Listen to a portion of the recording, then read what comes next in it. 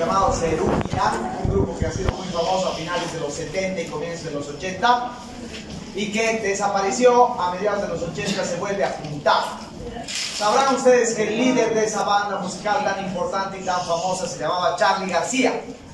Y en 1992, cuando se junta de nuevo el grupo, uno de los temas que más impacto va a tener en la sociedad, uno de los temas más referenciales de ese disco, es un tema que se llama Déjame Entrar. En ese tema, entre otras cosas, hace referencia a un hermosísimo estribillo en el que se dice: déjame entrar al dolor de tu cuerpo, quiero yo estar mendigando tu pan. Y básicamente de lo que habla ese tema es de la guerra del Golfo, de la guerra de Irak, que se dio un año antes. Entre las cosas más importantes que tiene esa letra, hay una que quiero que se la noten y para que después me digan qué quiere decir, ¿no? La letra habla de que nadie vio a los muertos de Irak en su pantalla. Y se pregunta si lo que hemos visto a través de la pantalla es real o no. Y por lo tanto, todo lo que vemos a través de la pantalla es pura abstracción. La palabra clave aquí es abstracción.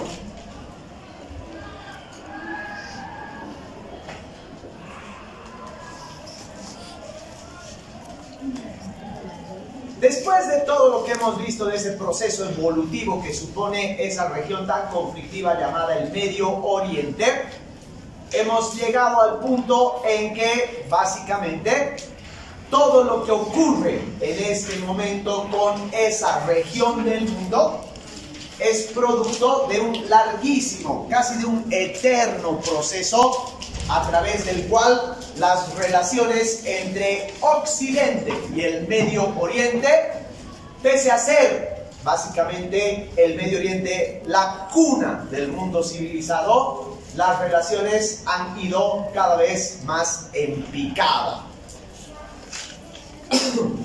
A finales de la década del 80, lo que pasa es básicamente que la región del Medio Oriente, el mapita que ubíquense en su cabeza, ese mapa que ya está dividido en países que, como les decía, fueron creados de manera arbitraria, con regímenes y con gobiernos puestos arbitrariamente, y que de esa región hubo un país, Irán, que se rebeló contra los Estados Unidos, eligió un gobierno fundamentalista, un gobierno hiperreligioso, y estableció básicamente una especie de confrontación contra los Estados Unidos.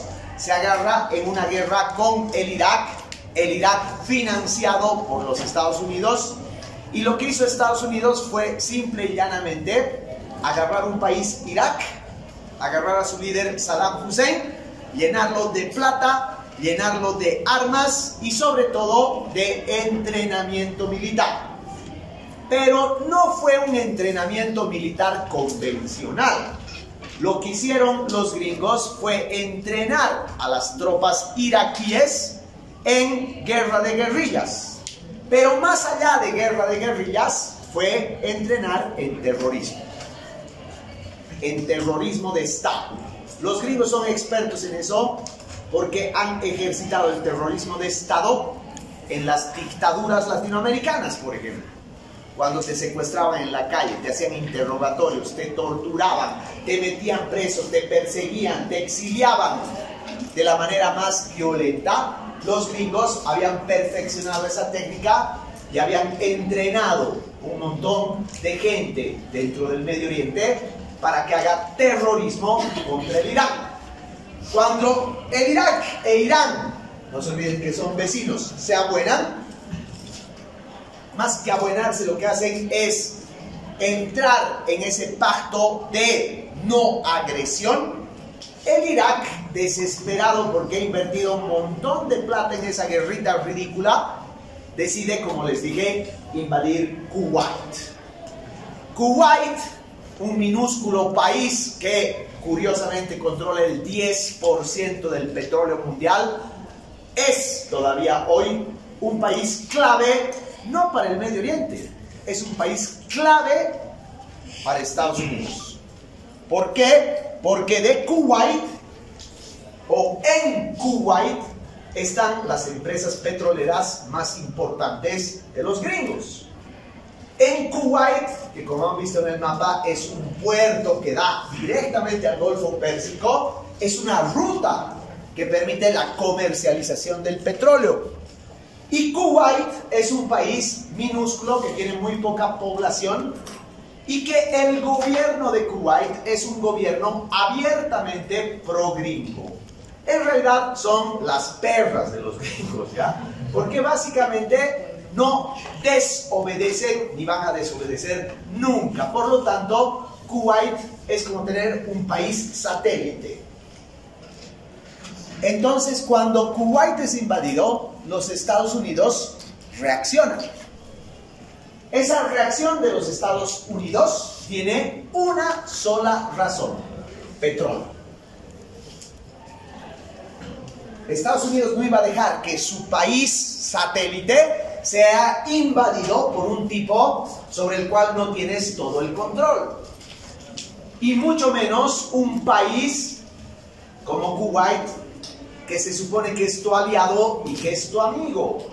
En cuanto Saddam Hussein, presidente de Irak, invade Kuwait, Irak se convierte en enemigo de los Estados Unidos. Pero, primera cosa, chicos, enemigo económico. Se vuelve el Irak en un atentado contra el petróleo.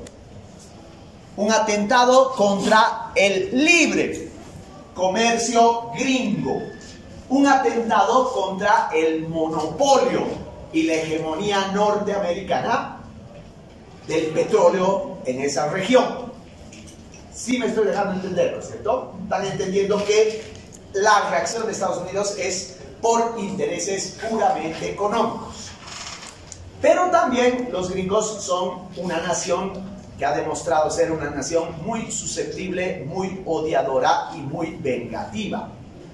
Los Estados Unidos no le va a perdonar a Saddam Hussein que, habiendo sido su aliado, ahora se rebele contra el monopolio norteamericano.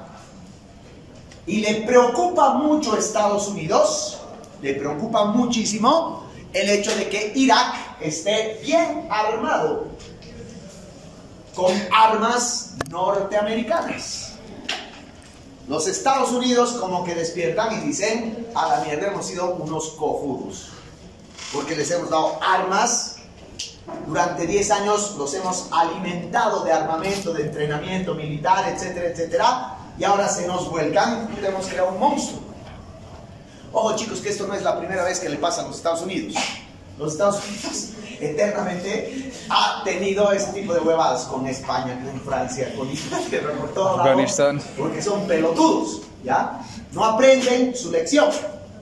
Entonces, sin embargo, los gringos tampoco son tontos. Serán pelotudos, pero no son tontos. Porque se dan cuenta que ellos no pueden salir al mundo y decir: el Irak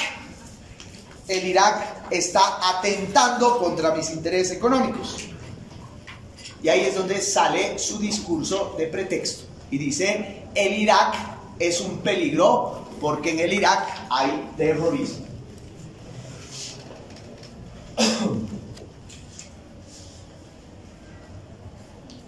Les hago una pregunta de examen. Cuando los Estados Unidos dicen que Irak está utilizando, o que Irak es un peligro por el terrorismo, está utilizando una técnica propia del populismo. ¿Por qué? Sí, crea enemigos. Exactamente, muy bien, carnal. Porque está construyendo un enemigo. Los gringos han construido enemigos desde los años 50. Primero eran los comunistas. Cuando se cae el muro de Berlín, el enemigo es el narco latinoamericano. Y cuando se logra equilibrar la presión de los narcos con la muerte de Pablo Escobar, necesitamos un nuevo enemigo. Y ese nuevo enemigo va a ser el terrorismo. Los Estados Unidos utiliza ese discurso para decirle al mundo: no podemos dejar que Irak invada Kuwait porque Irak es una nación terrorista. Hipocresía absoluta, porque el terrorismo lo ha inventado y lo ha creado Estados Unidos. Así que con este discurso muy agresivo, el presidente George Bush papá por si acaso, ¿ya? No el George Bush del que han escuchado hablar seguramente ustedes, que era el hijo. George Bush padre, presidente en ese entonces de los Estados Unidos, lo que hace es darle a Saddam Hussein el famosísimo ultimátum. Y le dice, tienes exactamente 20 días para retirar absolutamente todas tus tropas de Irak. De lo contrario, es una declaración de guerra. En realidad, los 30 días se los da el propio Bush. El propio Bush podía declarar la guerra ese instante y mandar su ejército ese instante. Pero necesitaba 30 días. ¿Para qué necesitaba 30 días? ¿Organizar una alianza con la OTAN? Muy bien, no con la OTAN, con Naciones Unidas. Excelente, buena cuestión. Lo que hace George Bush es darse tiempo a sí mismo para organizar el apoyo internacional.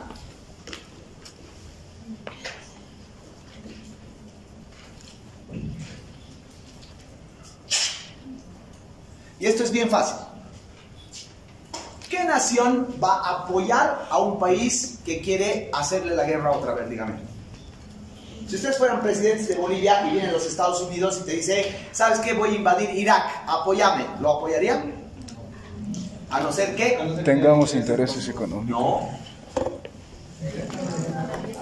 Lice, tal vez porque tuvieran intereses económicos, energéticos. No. Presión. ¿Qué tipo? Yo creo que pueden amenazarnos de alguna forma. Exactamente. Si no me apoyas en mi proyecto, no te financio una mierda. Te quedas sin el apoyo de Estados Unidos. Lo que ha hecho Estados Unidos literalmente es presionar. Presionar con el tema económico, a través de la economía, a las naciones europeas en primer lugar, y en segundo lugar a todo el mundo a través de las Naciones Unidas. Entonces los presionan. Para ser claros y precisos, chicos, Estados Unidos lo que hace es chantajear al mundo. Chantajear y decir, no vas a tener el apoyo de Estados Unidos, o Estados Unidos se va a retirar de las Naciones Unidas y Estados Unidos no te va a dar el respaldo económico que necesitas. Como en ese momento la economía se está yendo al carajo, está surgiendo el liberalismo en su etapa más cruda, entonces los países europeos más necesitados inmediatamente se alían a Estados Unidos. ¿Quiénes son esos países más maricones que se unen a los Estados Unidos? Reino Unido, Inglaterra, ¿sí? Francia. 2, España. 3, Italia.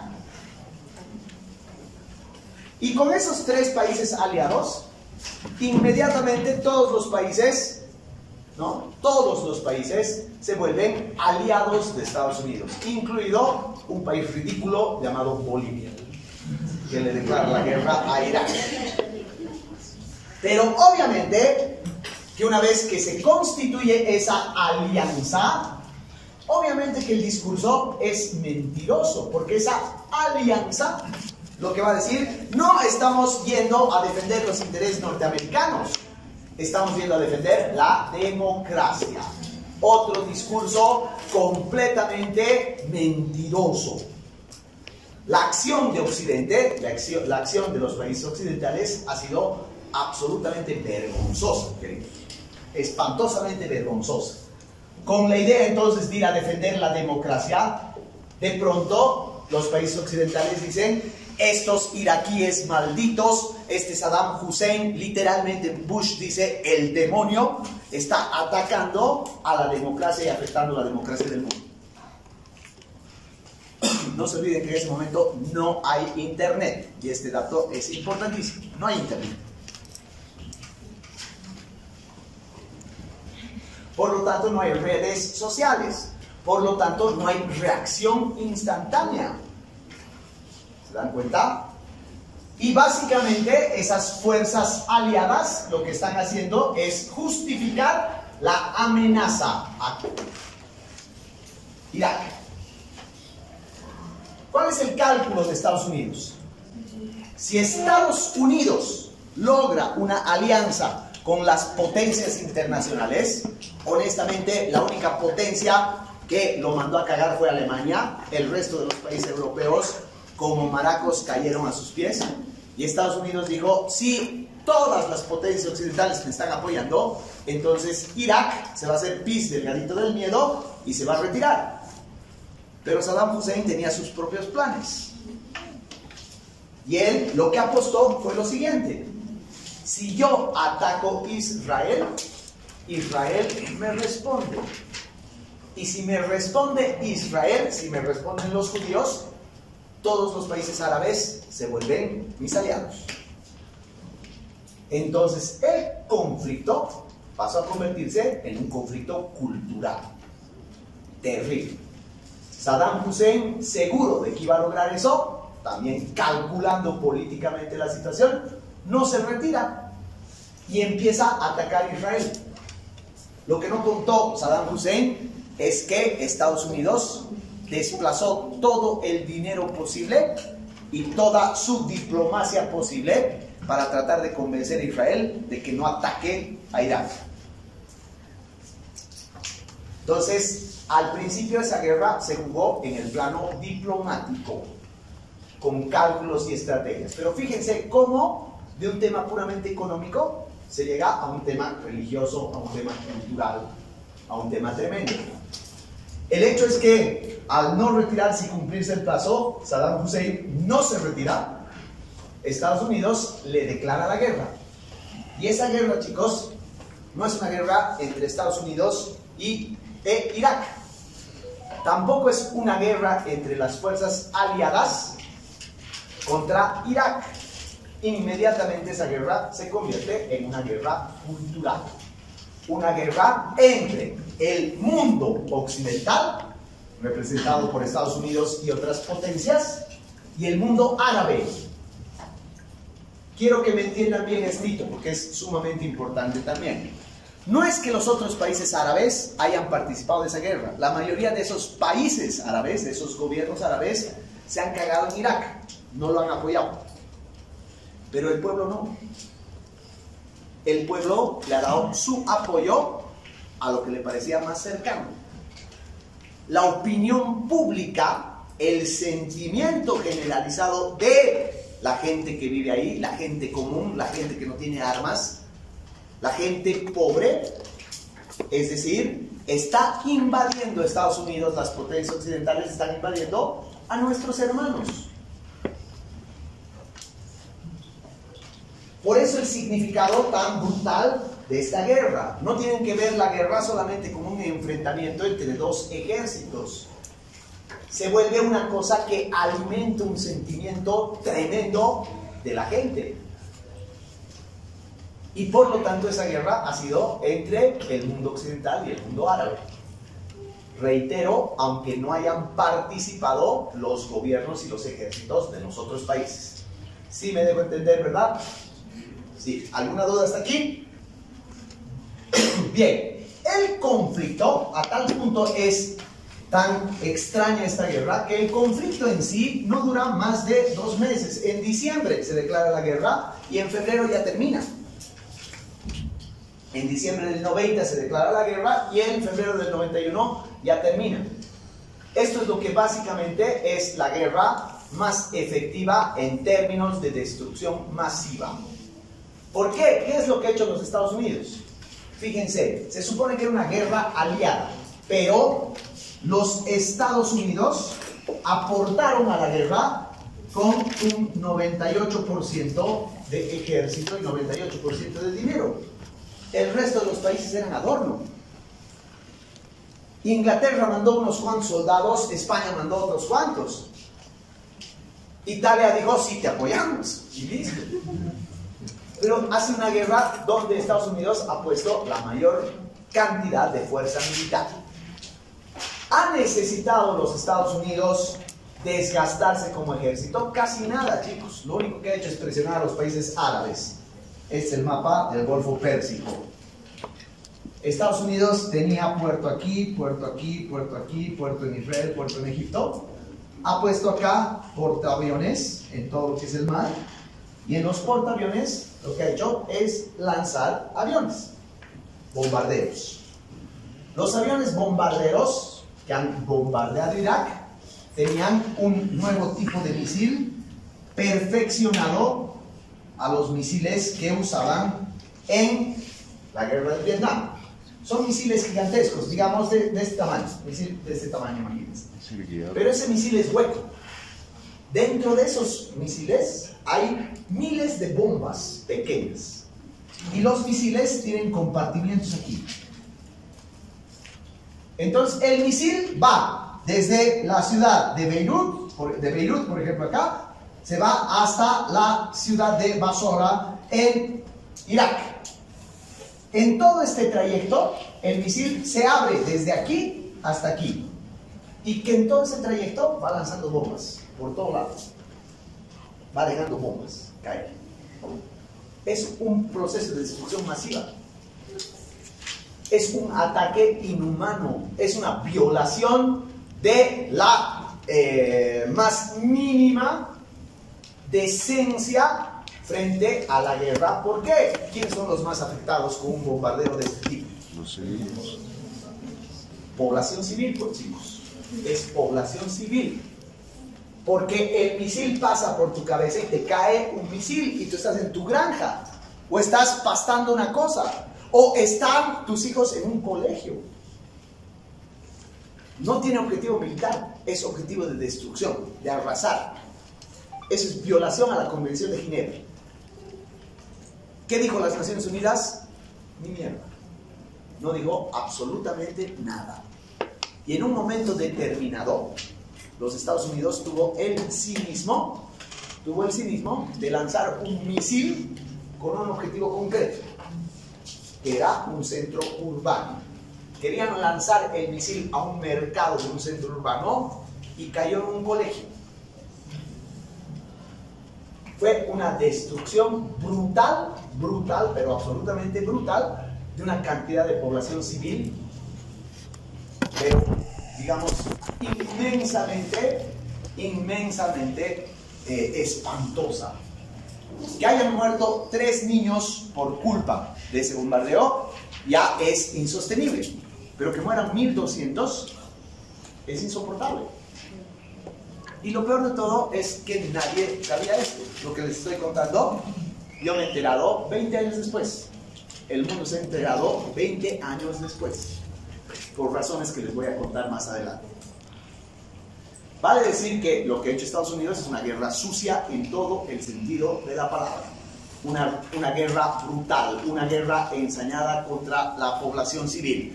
Occidente no sabía nada de esto, pero los que sí sabían eran en el Medio Oriente. Pónganse en los zapatos de la gente del Medio Oriente. Pónganse en los zapatos de la gente que vivía ahí y que no estaba en el bombardeo, pero que ve morir a tus vecinos, porque tu vecino va con su hijo muerto a la puerta de tu casa y te dice ayuda. Dime. ¿Y por qué las Naciones Unidas, digamos, no han hecho nada? No han hecho absolutamente nada porque estaban absolutamente amarradas por el chantaje norteamericano, porque les dice, si no me apoyan, me salgo de Naciones Unidas y les corto todo mi apoyo económico. ¿Alguna otra pregunta?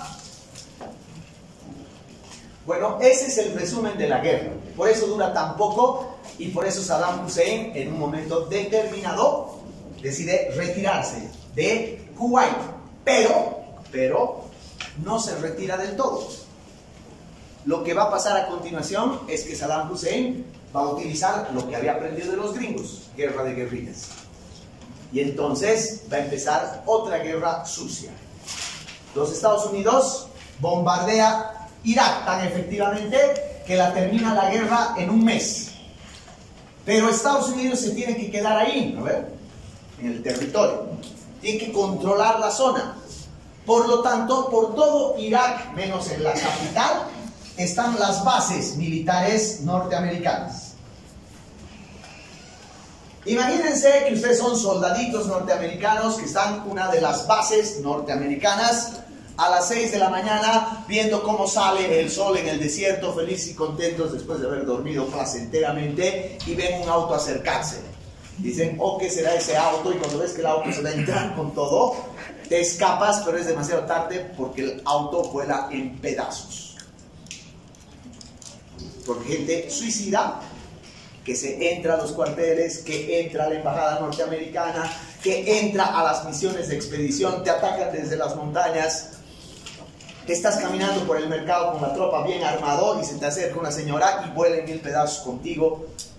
Entonces, ¿qué pasa? ¿Y eso saben cuánto va a durar? 10 años.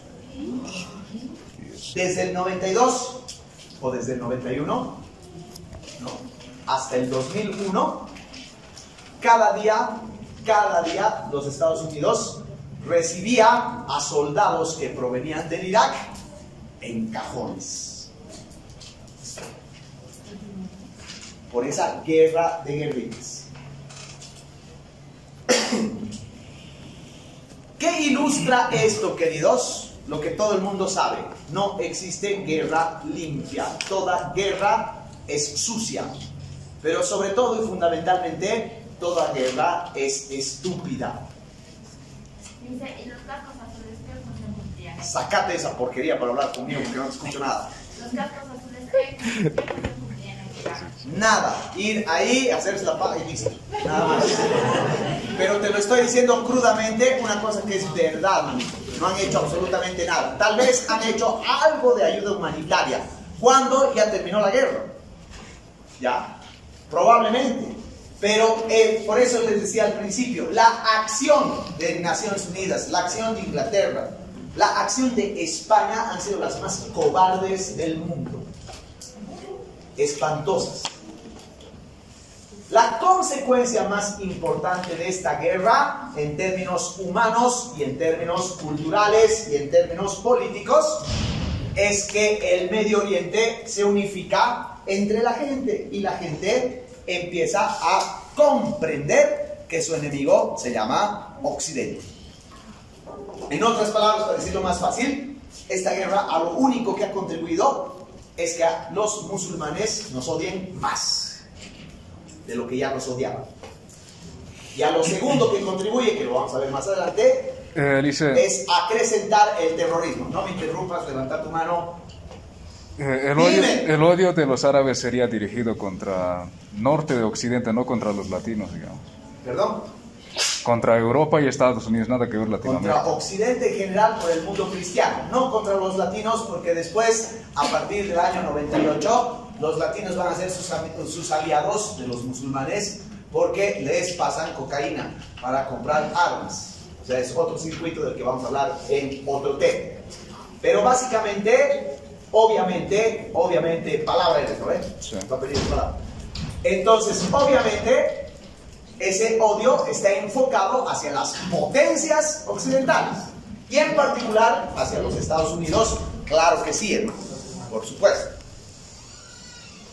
Cerrado. Eso, chicos, puede ser muy importante para que ustedes comprendan la noción de esta guerra absurda. Sí. No, estoy dando clases, después sí te volveré, por favor. Pero lo que nos interesa a nosotros, lo que realmente para nosotros es importante, es comprender que al interior de esta guerra ha habido otra guerra. Y esa otra guerra tiene como protagonista a la comunicación.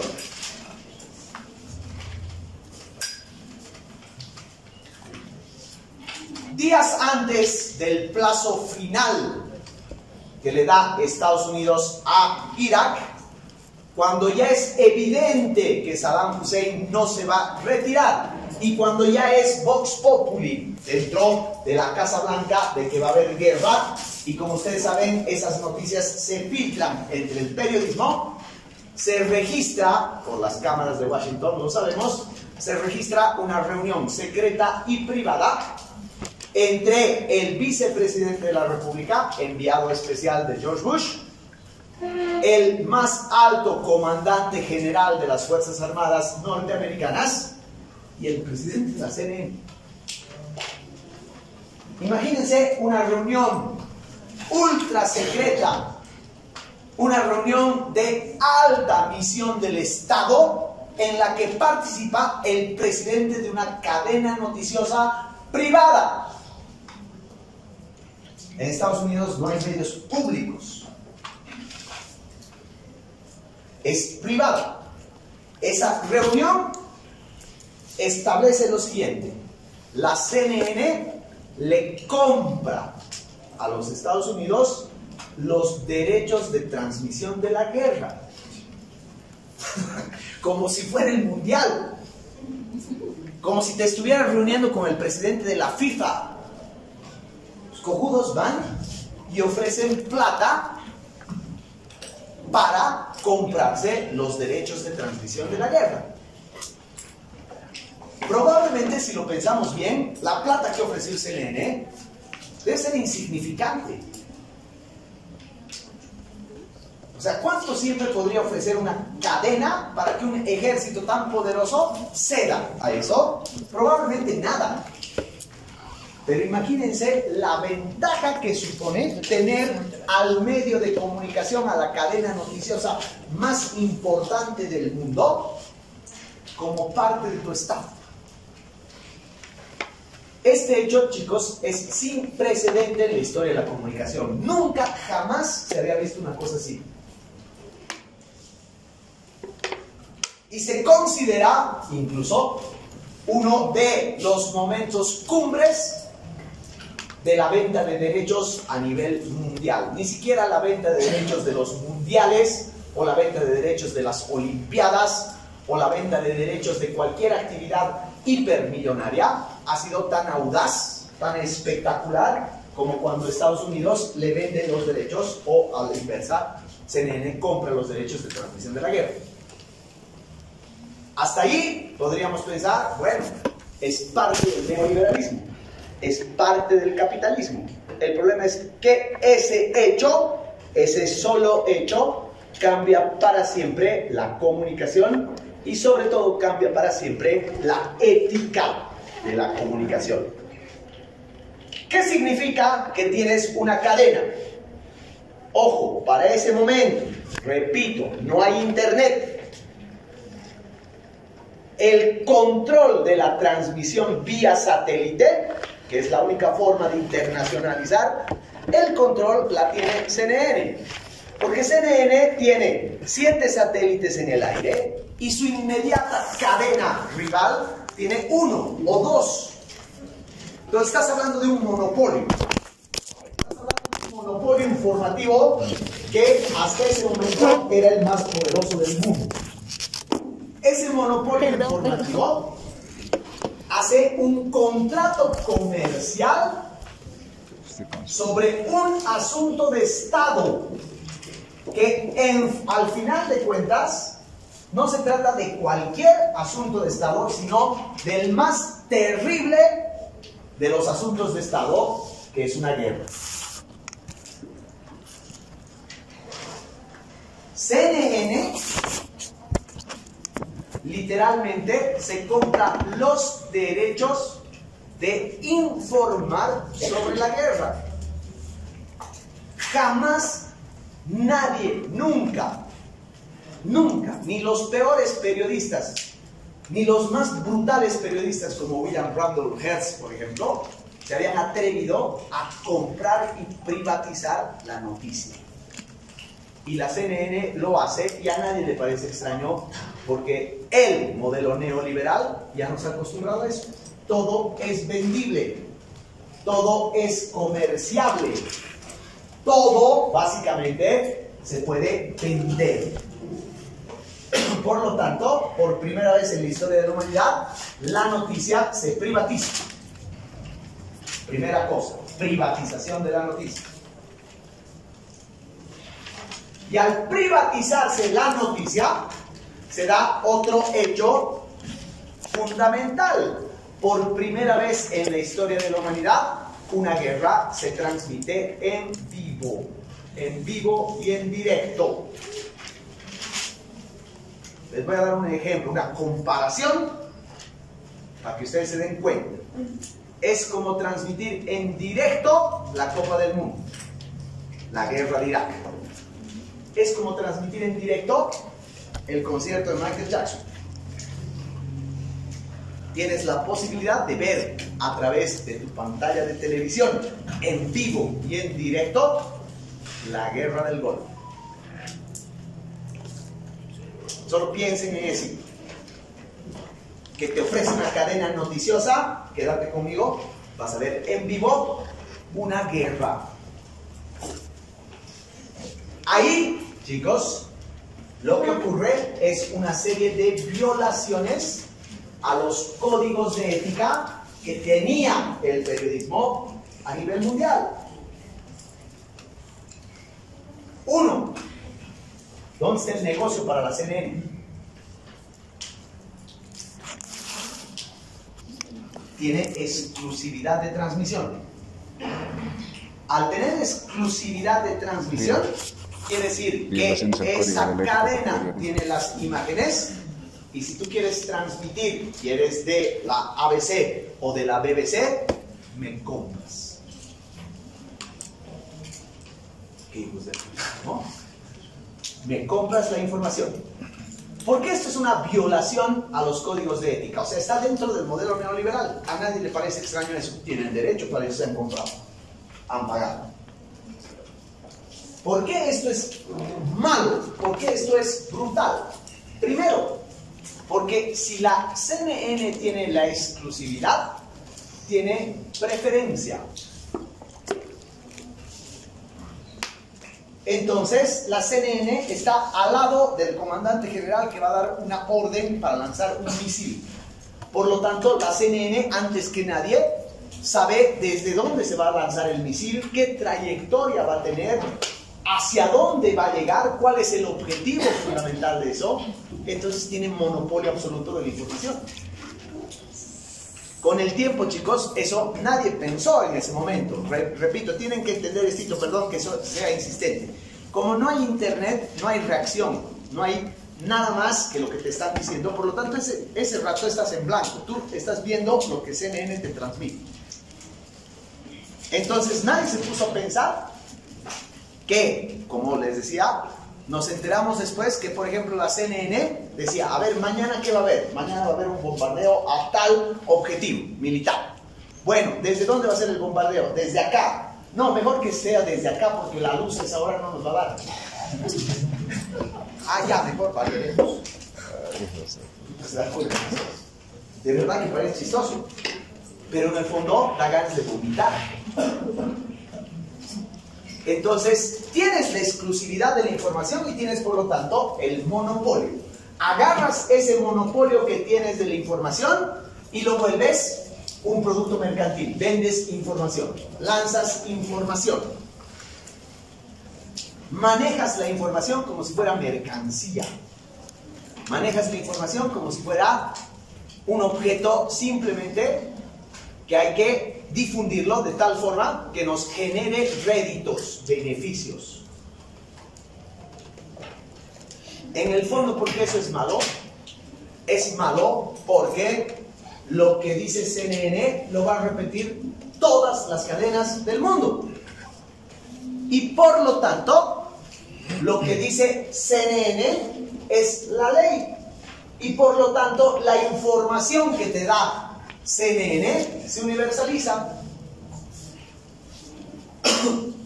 Los países árabes en esos momentos, chicos, tenían medios de comunicación tan paupérrimos como nosotros, que los medios de comunicación árabes, por ejemplo, no tenían, qué sé yo, sistemas de información internacional. Un canal de televisión de Irak podría transmitir información solo en Irak. Máximo en todo Irak. Y máximo a tu vecino, digamos. Que le llegue a una población lejana de Irán. Por ejemplo, el canal argentino llega a Mizki, digamos. Entonces, la información que se suscitaba desde el polo contrario, llamémoslo desde el enemigo, era una información que no tenía posibilidad de viralizarse. O sea que el monopolio informativo era de CNN Y al resto de los canales del mundo no les quedaba otra que reproducir al menos las imágenes. Algunos medios, como Televisión Española, que es un canal rebelde, pese a ser un canal del Estado, siempre ha sido rebelde contra todo Estado, hasta hace unos años. Pero CNN, que tenía grandes periodistas, era el único que investigaba algunas cosas y te daba otro punto de vista, pero las imágenes que te mostraban eran de CNN. Así que en ese control informativo, CNN tenía la universalización de la información. ¿Por qué esto es malo? Porque CNN es un aliado de los Estados Unidos. Y la visión de CNN es absolutamente parcial. Y lo que te transmite CNN es solamente lo que el ejército norteamericano quiere que transmitas. No hay, o sea, hay poquísimo hoy día. Si buscan en el internet, yo he buscado. Hay muy poco de lo que nosotros hemos visto en vivo. Hay unos cuantos videitos aislados. Pero lo que nosotros escuchábamos era solamente la visión de los Estados Unidos. Lo que decía el ejército norteamericano. Y entonces, básicamente CNN jamás dijo esto de los misiles huecos. Nunca CNN transmitió otra cosa que no sea lo que los Estados Unidos y el ejército norteamericano quería que se transmite, quería que se diga, quería que se vea para el mundo. ¿Qué es esto? Esto es que CNN se prestó deliberadamente al bulo. ¿Alguien sabe lo que es bulo? Probablemente ustedes conocen con un nombre muy latino llamado fake news. Fake news, que quiere decir noticia falsa, en realidad en español se dice bulo. Un bulo es una noticia falsa. O si quieren ustedes más claramente, es una mentira. Al ser una información parcializada, ya es una noticia falsa. Al ser solamente la visión de los Estados Unidos, del ejército norteamericano, ya es una mentira. La CNN jamás informó del bombardeo a la población civil, jamás. La CNN jamás informó de los abusos que cometían los soldados norteamericanos, de las torturas que cometían los soldados norteamericanos. Jamás la CNN mostró otro punto de vista que no sea en el que ellos estaban. Los periodistas de la CNN tenían uniformes militares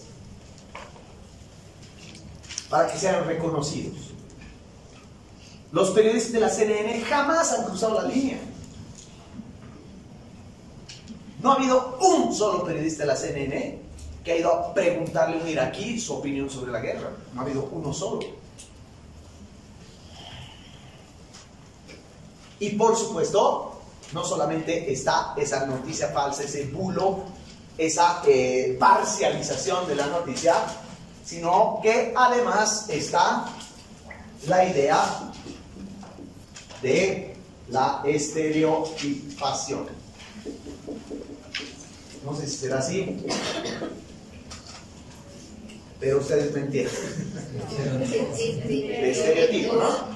O sea, ¿cuál es el estereotipo? La CNN decía, ahora el ejército norteamericano defensor de la democracia va a atacar al Satán de Saddam Hussein. De hecho, chicos, yo me acuerdo como si fuera ayer, los periodistas, sobre todo los corresponsales en español de la CNN que estaban ahí, ¿no?, se equivocaban a propósito. O sea, y te decían, aquí estamos presenciando como el ejército de Saddam Hussein, decían así como si nada. Como si nada. Entonces, esto ya es un acto que atenta contra todos los principios más básicos del periodismo, contra todo lo que ustedes aprenden del periodismo. Esto es la negación absoluta.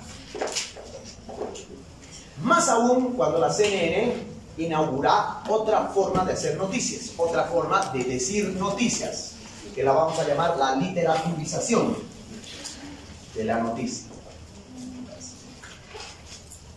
Muy buenos días, queridos espectadores. Estamos aquí un día más siguiendo el día a día de la Guerra del Golfo, en esta hermosa mañana aquí en el Golfo Pérsico, cuando vemos cómo los colores majestuosos del firmamento, así hablaban los hijos de puta, como si estuvieran hablando de una poesía, como si te estuvieran transmitiendo una ópera rock, como si te estuvieran describiendo una belleza de obra de ficción.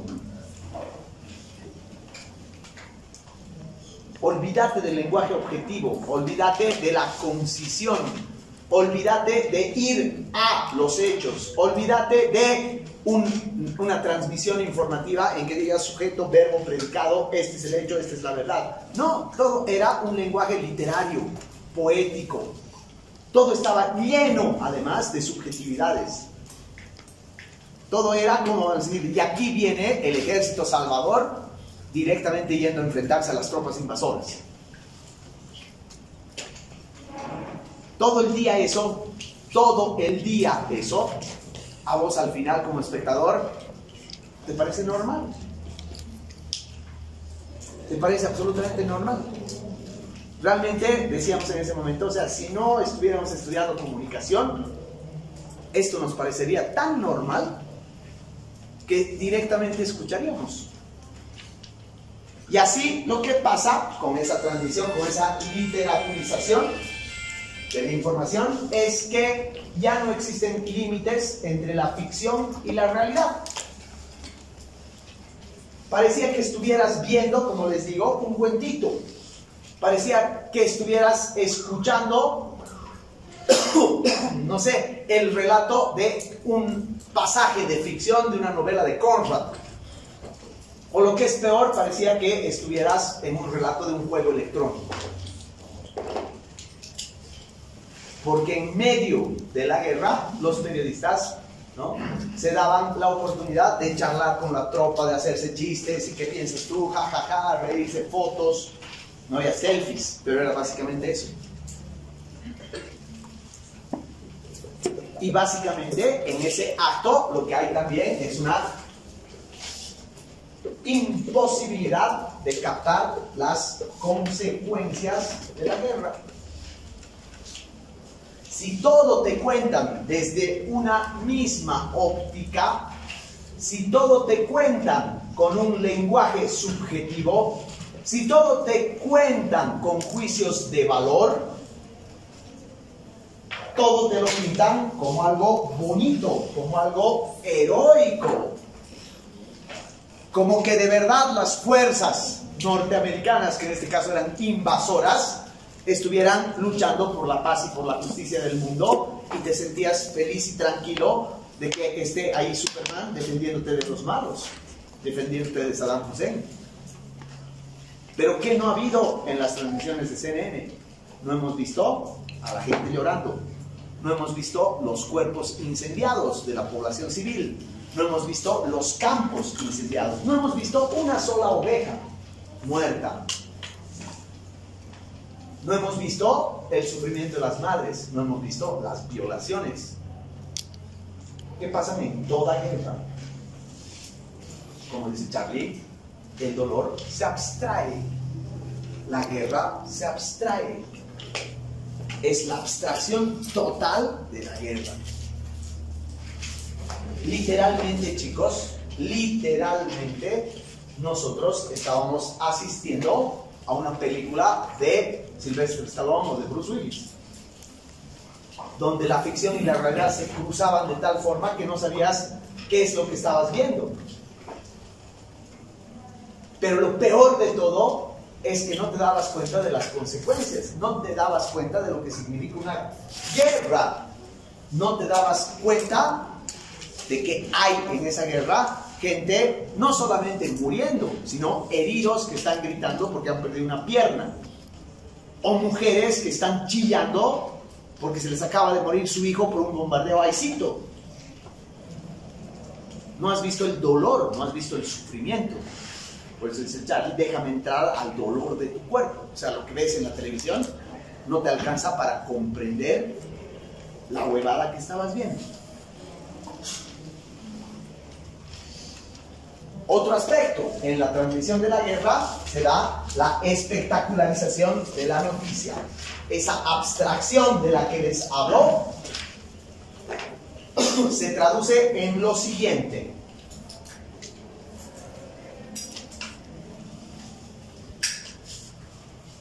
Literal. Yo me acuerdo que con mis amigotes salíamos de la U corriendo de clases y nos íbamos a la casa del que esté más cercano a prender la tele para ver la guerra. Todos hacían eso. Salían de sus trabajos directamente a prender la tele. Con Coca-Cola y con pipocas. Básicamente habíamos perdido la noción de que estábamos ante una guerra y lo que queríamos ver era el espectáculo, era el show. ¿Y qué veíamos? Bombardeo a la zona de Bagdad, por ejemplo, anunciaba la CNN. En 5 minutos más va a haber el bombardeo a Bagdad, anunciado por el ejército. Mierda, como esperando el penal. A ver, ¿y qué veías? Veías al principio una toma oscura, después la cámara se ponía en visión nocturna, verde, y veías edificios. Y luego veías luces correr y escuchabas sonido, ¿no? Sentías una leve explosión, ¿no? Y veías los edificios arder. Y eso veías. Era un espectáculo, eran efectos especiales.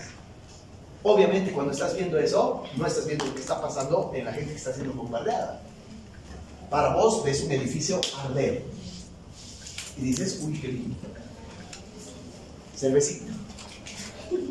Claro. Entonces, en esa espectacularización, lo que manda es la toma. No eran las tomas del noticioso. Eran tomas que parecían de una película o de una serie. En vez de mostrar, por ejemplo, una toma de plano general que muestre los acontecimientos de la guerra, pues eran primeros planos, contraplanos, picados, en que mostrabas a los soldados musculosos desfilar o disparar, pero no mostraban a quién disparaban ni a dónde disparaban. Lo más terrible que se ha visto es cómo un carguero petrolero ha volado en el mar y hemos visto aves así salir llenas de petróleo. Es lo más duro y crudo que hemos visto. ¿Pero por qué hemos visto eso? Porque la CNN ha dicho, Saddam Hussein ha hecho volar esta planta de petróleo y miren lo que ha hecho con los pobres pajaritos.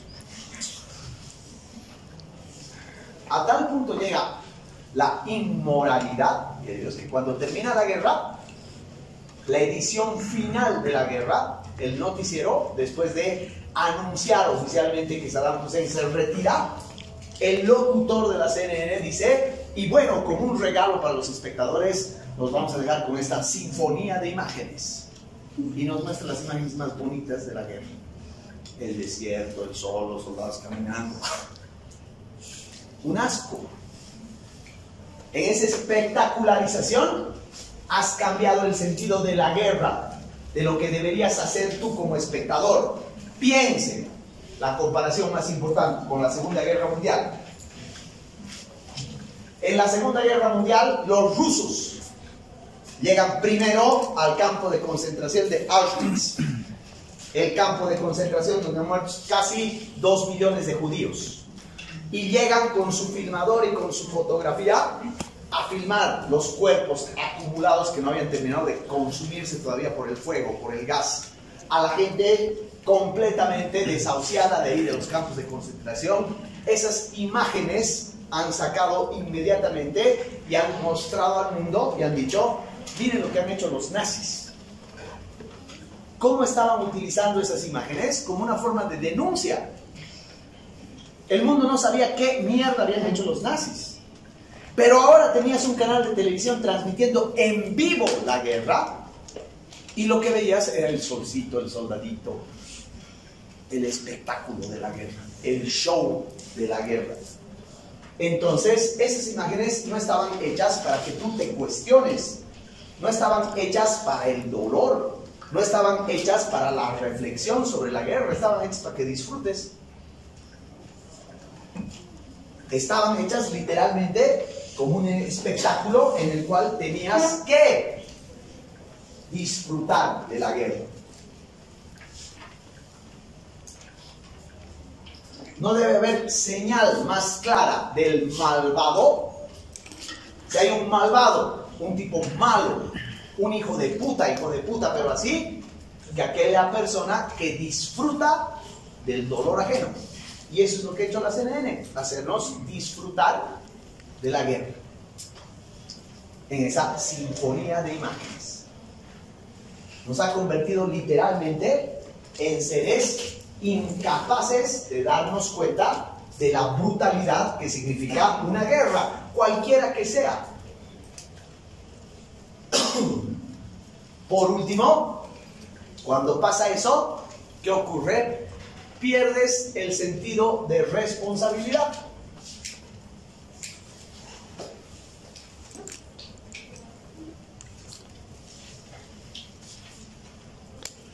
Por una sencilla razón, chicos. Porque te vuelves un cínico que dices, puta, ya ha habido una guerra, yo no tengo la culpa, yo no he estado ahí, por lo tanto soy feliz y contento. Pero eres tan culpable porque te has callado, porque la has disfrutado. Es como esos niños que hacen una maldad y el otrito que no ha hecho nada disfruta de la maldad del otro y después dice, no, yo soy inocente.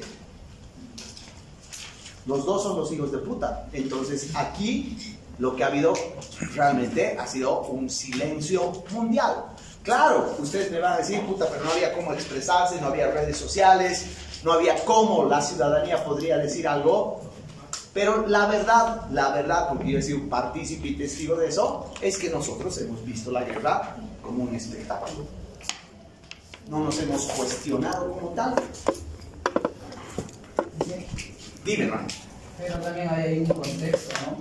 Que obviamente después de años se puede hacer este análisis que usted hace. En ese momento creo que la gente, si un medio es omnipotente o tiene este convenio con el ejército, con el vicepresidente, creo que venía la noticia de un lado y no había, creo, sí, la contraparte donde también te puede hacer dudar. Obviamente ahora con las redes sociales lo vemos como que ese dato tú puedes contrarrestar, responder, cuestionar, pero en un momento determinado yo pienso en esos años no había eso, ¿no? Te entiendo, hermano. Pero, por ejemplo, yo les pongo este ejemplo, chicos, porque realmente es importante.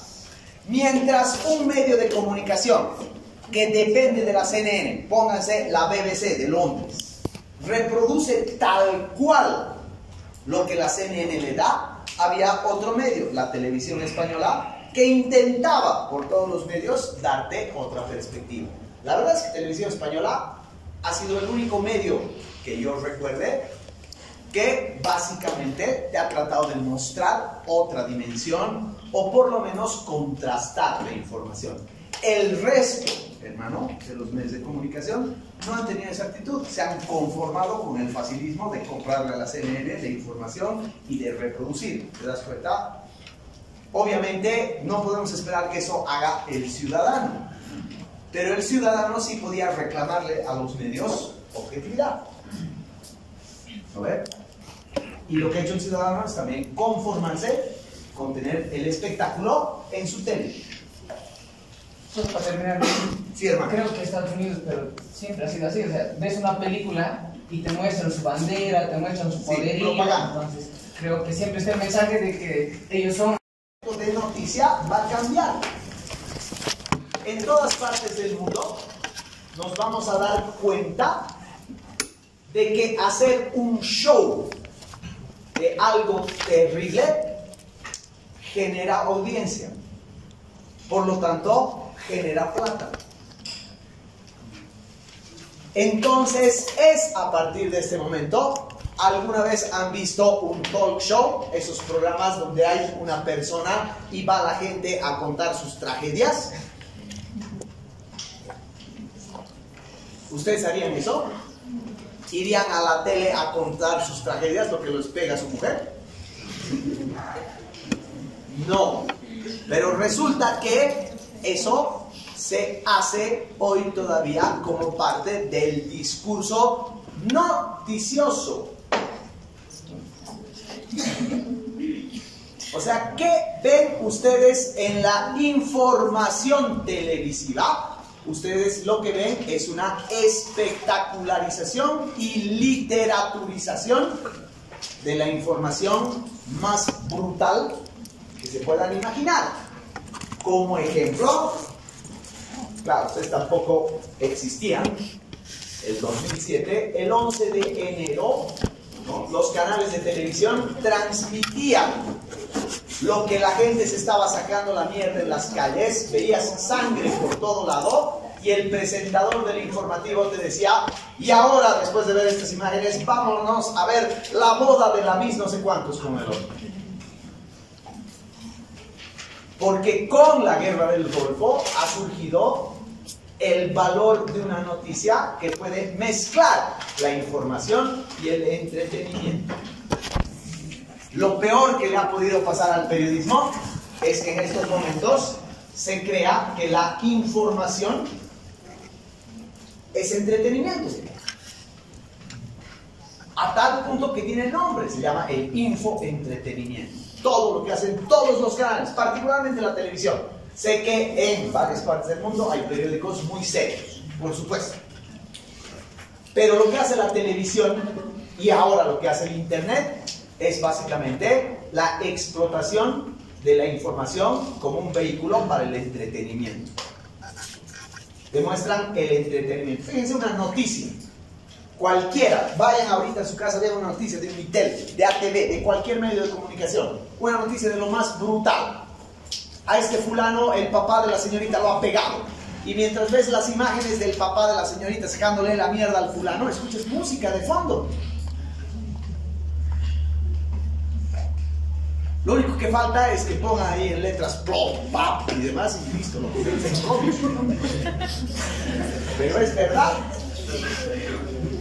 Le ponen música de fondo, es como hacía CNN. Te mostraba los bombardeos y sinfonía de fondo. Esta sinfonía de imágenes, back, escuchabas y veías bombardeos.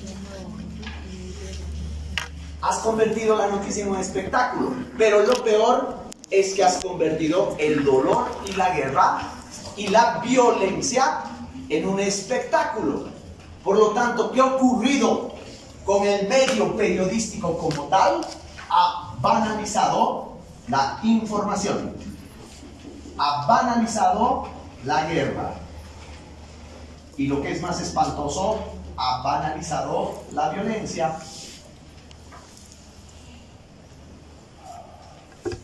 No hay dolor, pura abstracción.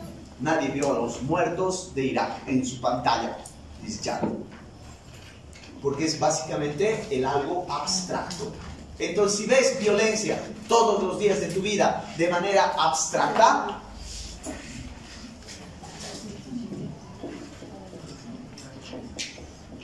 naturalizas la violencia.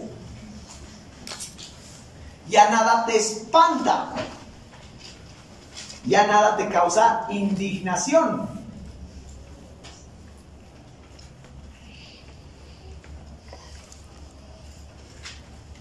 Y fíjense que todo este problema que estamos analizando, todo esto que forma parte de la preocupación de los teóricos de la comunicación y de los teóricos del periodismo, tiene su origen en el Medio Oriente.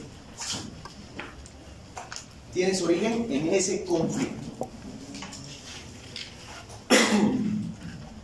Y más aún, cuando varios años después, literalmente, vamos a ver el fin del mundo. Pero eso, la próxima clase.